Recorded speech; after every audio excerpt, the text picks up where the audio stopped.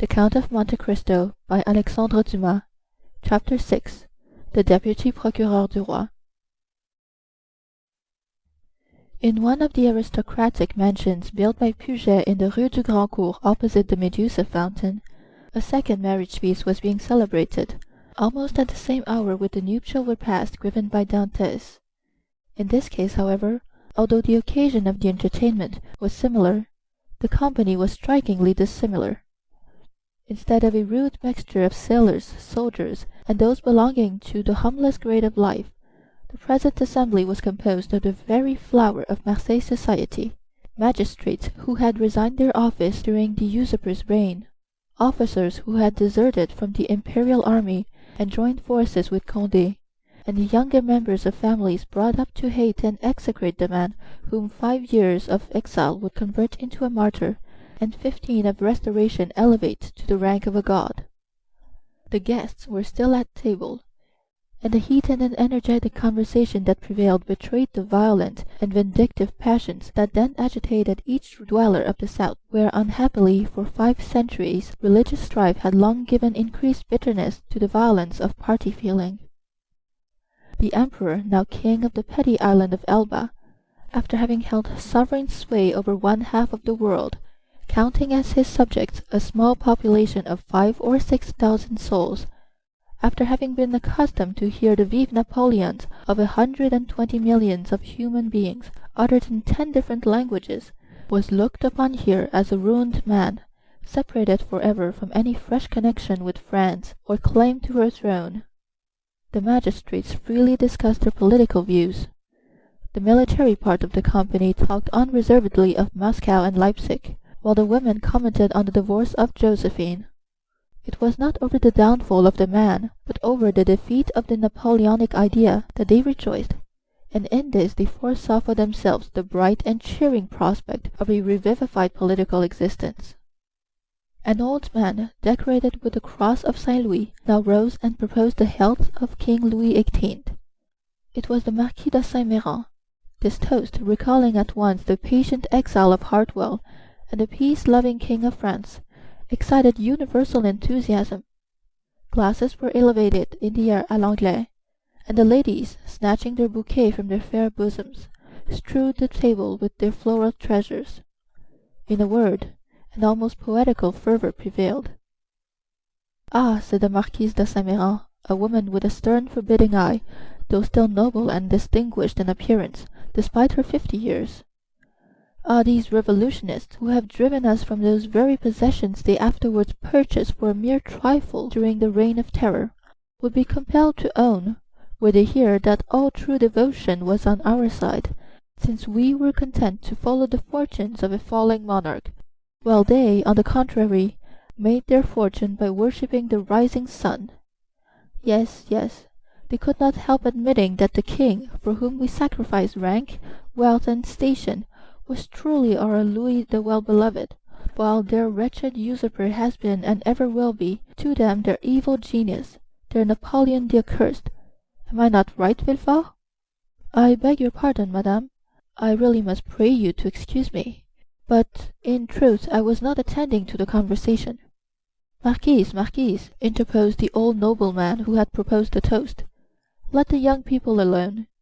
Let me tell you, on one's wedding day there are more agreeable subjects of conversation than dry politics." "Never mind, dearest mother," said a young and lovely girl, with a profusion of light brown hair, and eyes that seemed to float in liquid crystal. "'Tis all my fault for seizing upon Monsieur de Villefort, so as to prevent his listening to what you said. But there, now take him. He is your own for as long as you like. Monsieur Villefort, I beg to remind you my mother speaks to you." "If the Marquise will deign to repeat the words I but imperfectly caught, I shall be delighted to answer," said Monsieur de Villefort. "Never mind, Renée," replied the Marquise with a look of tenderness that seemed out of keeping with her harsh, dry features. "But, however all other feelings may be withered in a woman's nature, there is always one bright smiling spot in the desert of her heart, and that is the shrine of maternal love. I forgive you. What I was saying, Villefort, was that the Bonapartists had not our sincerity, enthusiasm, or devotion." "They had, however, what supplied the place of those fine qualities," replied the young man, and that was fanaticism. Napoleon is the Mahomet of the West, and is worshipped by his commonplace but ambitious followers, not only as a leader and lawgiver, but also as the personification of equality." "He!" cried the Marquise. "Napoleon the type of equality! For mercy's sake, then, what would you call Robespierre? Come, come, do not strip the latter of his just rights to bestow them on the Corsican, who to my mind has usurped quite enough. Nay, madame, I would place each of these heroes on his right pedestal, that of Robespierre on his scaffold in the Place Louis XV, that of Napoleon on the column of the Place Vendôme. The only difference consists in the opposite character of the equality advocated by these two men. One is the equality that elevates, the other is the equality that degrades. One brings a king within reach of the guillotine, the other elevates the people to a level with the throne. Observe," said Villefort, smiling, "I do not mean to deny that both these men were revolutionary scoundrels, and that the 9th Thermidor and the 4th of April in the year 1814 were lucky days for France, worthy of being gratefully remembered by every friend to monarchy and civil order, and that explains how it comes to pass that, fallen as I trust he is for ever, Napoleon has still retained a train of parasitical satellites. Still, Marquise, it has been so with other usurpers. Cromwell, for instance, who was not half so bad as Napoleon, had his partisans and advocates." "Do you know, Villefort, that you are talking in a most dreadfully revolutionary strain? But I excuse it. It is impossible to expect the son of a Girondin to be free from a small spice of the old leaven." A deep crimson suffused the countenance of Villefort. "'Tis true, madame," answered he, "that my father was a Girondin, but he was not among the number of those who voted for the king's death. He was an equal sufferer with yourself during the Reign of Terror, and had well nigh lost his head on the same scaffold on which your father perished." "True," replied the Marquise, without wincing in the slightest degree at the tragic remembrance thus called up. "But bear in mind, if you please, that our respective parents underwent persecution and proscription from diametrically opposite principles, in proof of which I may remark that while my family remained among the stanchest adherents of the exiled princes, your father lost no time in joining the new government, and that while the citizen Noirtier was a Girondin, the Count Noirtier became a senator." "Dear mother," interposed Renée, "you know very well it was agreed that all these disagreeable reminiscences should forever be laid aside." "Suffer me also, madame," replied Villefort, "to add my earnest request to Mademoiselle de Mérange, that you will kindly allow the veil of oblivion to cover and conceal the past. What avails recrimination over matters wholly past recall? I have laid aside even the name of my father, and altogether disowned his political principles. He was, nay, probably may still be, a Bonapartist, and is called Noirtier. I, on the contrary, am a stanch royalist, and style myself de Villefort.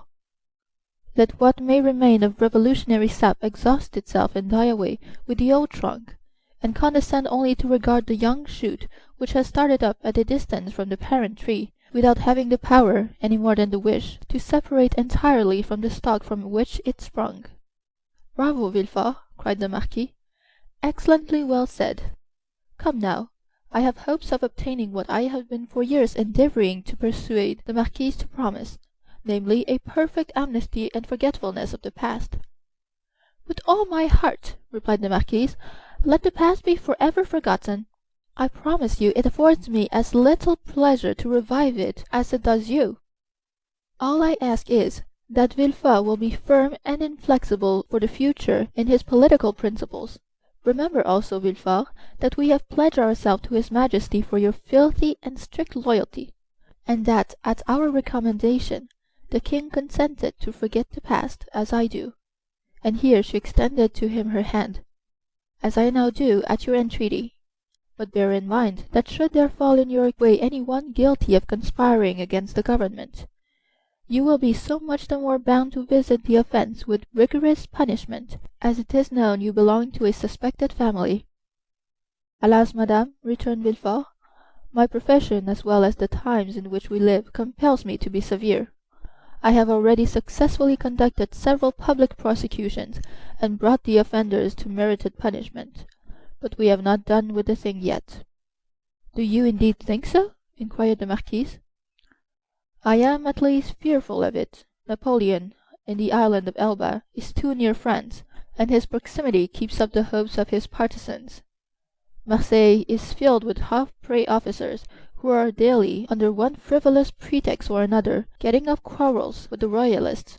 From hence arise continual and fatal duels among the highest classes of persons, and assassinations in the lower. You have heard perhaps that the Comte de Salvieux, one of Monsieur de Méran's oldest friends, and chamberlain to the Count d'Artois, that the Holy Alliance purpose removing him from thence?" "Yes, they were talking about it when we left Paris," said Monsieur de Saint-Méran. "And where is it decided to transfer him?" "To St. Helena." "For heaven's sake, where is that?" asked the Marquise.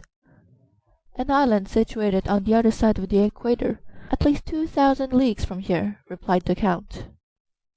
"So much the better. As Villefort observes, it is a great act of folly to have left such a man between Corsica, where he was born, and Naples, of which his brother-in-law is king, and face to face with Italy, the sovereignty of which he coveted for his son." "Unfortunately," said Villefort, "there are the treaties of 1814, and we cannot molest Napoleon without breaking those compacts." "Oh, well, we shall find some way out of it," responded Monsieur de Salvieux. "There wasn't any trouble over treaties when it was a question of shooting the poor Duc d'Enghien." "Well," said the Marquise, "it seems probable that, by the aid of the Holy Alliance, we shall be rid of Napoleon, and we must trust to the vigilance of Monsieur de Villefort to purify Marseilles of his partisans. The king is either a king or no king. If he be acknowledged a sovereign of France, he should be upheld in peace and tranquillity, and this can best be effected by employing the most inflexible agents to put down every attempt at conspiracy. 'Tis the best and surest means of preventing mischief." "Unfortunately, madame," answered Villefort, "the strong arm of the law is not called upon to interfere until the evil has taken place." "Then all he has got to do is to endeavor to repair it." "Nay, madame, the law is frequently powerless to effect this. All it can do is to avenge the wrong done." "Oh, Monsieur de Villefort," cried the beautiful young creature, daughter to the Comte de Salvieux, and a cherished friend of Mademoiselle de Saint-Méran, "do try and get up some famous trial while we are at Marseilles. I never was in a law court. I am told it is so very amusing." "Amusing? Certainly," replied the young man, "inasmuch as instead of shedding tears at the fictitious tale of woe produced at the theatre, you behold in a law court a case of real and genuine distress, a drama of life. The prisoner whom you there see pale, agitated, and alarmed, instead of, as is the case when a curtain falls on a tragedy, going home to sup peacefully with his family, and then retiring to rest, that he may recommence his mimic woes on the morrow, is removed from your sight merely to be reconducted to his prison and delivered up to the executioner. I leave you to judge how far your nerves are calculated to bear you through such a scene. Of this, however, be assured, that should any favorable opportunity present itself, I will not fail to offer you the choice of being present." "For shame, Monsieur de Villefort," said Renée, becoming quite pale. "Don't you see how you're frightening us? And yet you laugh. What would you have? 'Tis like a duel. I have already recorded sentence of death 5 or 6 times against the movers of political conspiracies, and who can say how many daggers may be ready sharpened, and only awaiting a favorable opportunity to be buried in my heart?" "Gracious heavens, Monsieur de Villefort," said Renée, becoming more and more terrified, "you surely are not in earnest?" "Indeed I am," replied the young magistrate with a smile, "and in the interesting trial that young lady is anxious to witness, the case would only be still more aggravated. Suppose, for instance, the prisoner, as is more than probable, to have served under Napoleon. Well, can you expect for an instant that one accustomed at the word of his commander to rush fearlessly on the very bayonets of his foe, will scruple more to drive a stiletto into the heart of one he knows to be his personal enemy, than to slaughter his fellow creature merely because bidden to do so by one he is bound to obey? Besides, one requires the excitement of being hateful in the eyes of the accused, in order to lash one's self into a state of sufficient vehemence and power. I would not choose to see the man against whom I pleaded smile, as though in mockery of my words. No, my pride is to see the accused pale, agitated, and as though beaten out of all composure by the fire of my eloquence." Renée uttered a smothered exclamation. "Bravo!" cried one of the guests. "That is what I call talking to some purpose." "Just the person we require at a time like the present," said a second. "What a splendid business that last case of yours was, my dear Villefort," remarked a third. "I mean the trial of the man for murdering his father. Upon my word, you killed him ere the executioner had laid his hand upon him." "Oh, as for parricides and such dreadful people as that," interposed Renée, "it matters very little what is done to them. But as regards poor unfortunate creatures whose only crime consists in having mixed themselves up in political intrigues, why, that is the very worst offense they could possibly commit. For don't you see, Renée, the king is the father of his people, and he who shall plot or contrive aught against the life and safety of the parent of 32 millions of souls is a parricide upon a fearfully great scale." "I don't know anything about that," replied Renée, "but, Monsieur de Villefort, you have promised me, have you not, always to show mercy to those I plead for?" "Make yourself quite easy on that point," answered Villefort, with one of his sweetest smiles. "You and I will always consult upon our verdicts." "My love," said the Marquise, "attend to your doves, your lapdogs and embroidery, but do not meddle with what you do not understand. Nowadays the military profession is in abeyance, and the magisterial robe is the badge of honor. There is a wise Latin proverb that is very much in point." "Sedant arma togae," said Villefort with a bow. "I cannot speak Latin," responded the Marquise.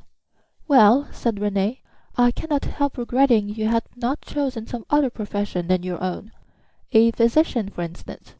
Do you know I always felt a shudder at the idea of even a destroying angel." "Dear good Renée," whispered Villefort, as he gazed with unutterable tenderness on the lovely speaker. "Let us hope, my child," cried the Marquis, "that Monsieur de Villefort may prove the moral and political physician of this province. If so, he will have achieved a noble work." "And one which will go far to efface the recollection of his father's conduct," added the incorrigible Marquise. "Madame," replied Villefort with a mournful smile, "I have already had the honor to observe that my father has, at least I hope so, abjured his past errors, and that he is, at the present moment, a firm and zealous friend of the religion and order. A better royalist, possibly, than his son, for he has to atone for past dereliction, while I have no other impulse than warm, decided preference and conviction." Having made this well-turned speech, Villefort looked carefully round to mark the effect of his oratory, much as he would have done had he been addressing the bench in open court. "Do you know, my dear Villefort," cried the Comte de Salvieux, "that is exactly what I myself said the other day at the Tuileries, when questioned by His Majesty's principal chamberlain touching the singularity of an alliance between the son of a Girondin and the daughter of an officer of the Duc de Condé. And I assure you he seemed fully to comprehend that this mode of reconciling political differences was based upon sound and excellent principles. Then the king, who, without our suspecting it, had overheard our conversation, interrupted us by saying, 'Villefort, observe that the king did not pronounce the word Noirtier, but on the contrary placed considerable emphasis on that of Villefort. Villefort, said his Majesty, is a young man of great judgment and discretion, who will be sure to make a figure in his profession. I like him much, and it gave me great pleasure to hear that he was about to become the son-in-law of the Marquis and Marquise de Saint-Méran. I should myself have recommended the match, had not the noble Marquis anticipated my wishes by requesting my consent to it.' Is it possible the king could have condescended so far as to express himself so favourably of me?" asked the enraptured Villefort. "I give you his very words, and if the Marquis chooses to be candid, he will confess that they perfectly agree with what his Majesty said to him when he went 6 months ago to consult him upon the subject of your espousing his daughter." "That is true," answered the Marquis. "How much do I owe this gracious prince? What is there I would not do to evince my earnest gratitude?" "That is right," cried the Marquise. "I love to see you thus.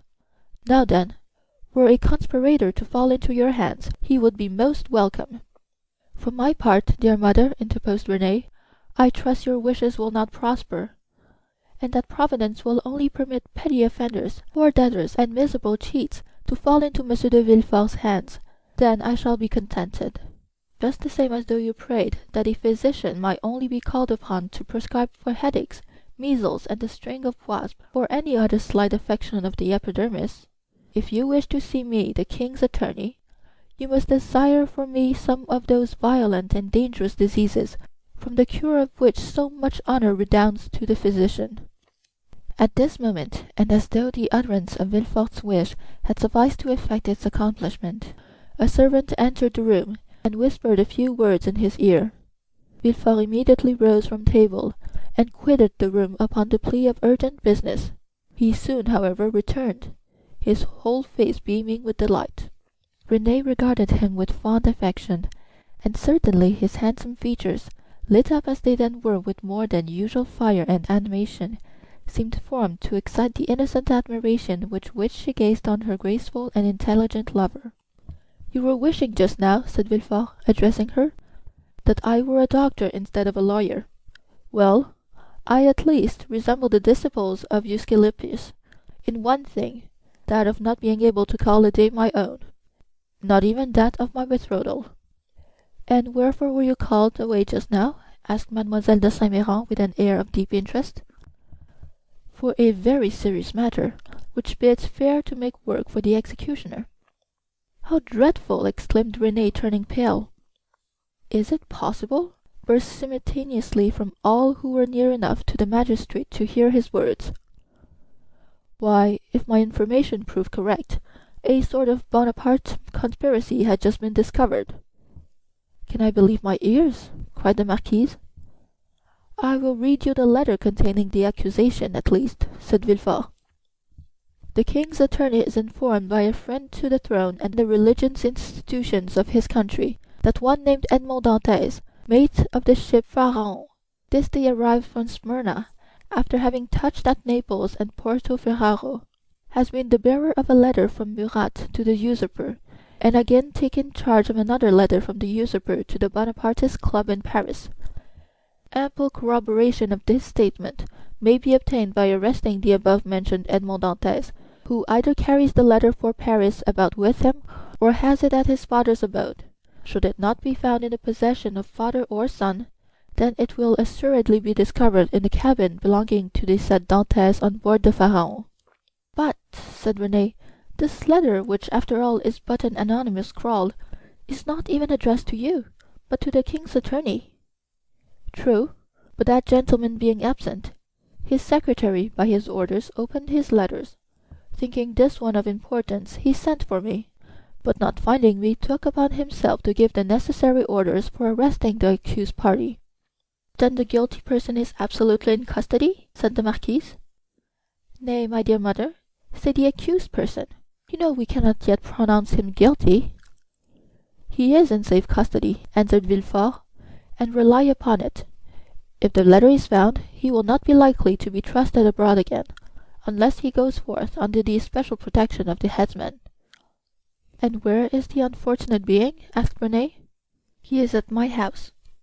"Come, come, my friend," interrupted the Marquise, "do not neglect your duty to linger with us. You are the king's servant, and must go wherever that service calls you."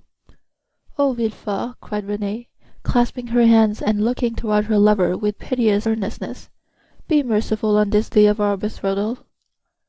The young man passed round to the side of the table, where the fair pleader sat, and leaning over her chair said tenderly, "To give you pleasure, my sweet Renée, I promise you to show all the lenity in my power. But if the charges brought against this Bonapartist hero prove correct, why then you really must give me leave to order his head to be cut off." Renée shuddered. "Never mind that foolish girl, Villefort," said the Marquise. "She will soon get over these things." So saying, Madame de Saint Méran extended her dry bony hand to Villefort, who, while imprinting a son-in-law's respectful salute on it, looked at Renée as much as to say, "I must try and fancy 'tis your dear hand I kiss, as it should have been." "These are mournful auspices to accompany a betrothal," sighed poor Renée. "Upon my words, child," exclaimed the angry Marquise, "your folly exceeds all bounds. I should be glad to know what connection there can possibly be between your sickly sentimentality and the affairs of state." "Oh, mother," murmured Renée. "Nay, madame, I pray you pardon this little traitor. I promise you that to make up for her want of loyalty, I will be most inflexibly severe." Then casting an expressive glance at his betrothed, which seemed to say, "Fear not, for your dear sake my justice shall be tempered with mercy," and receiving a sweet and approving smile in return, Villefort quitted the room. Chapter 6